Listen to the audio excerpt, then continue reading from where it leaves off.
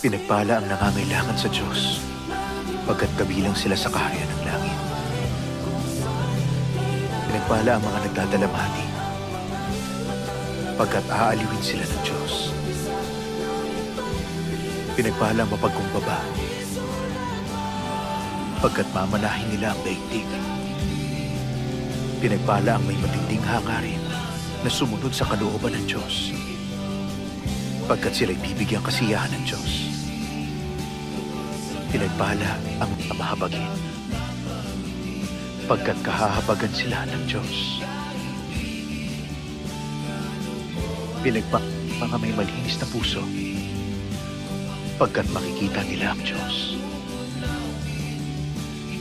Pinagpala ang gumagawa ng paraan para sa kapayapaan, pagkat sila'y ituturing na anak ng Diyos.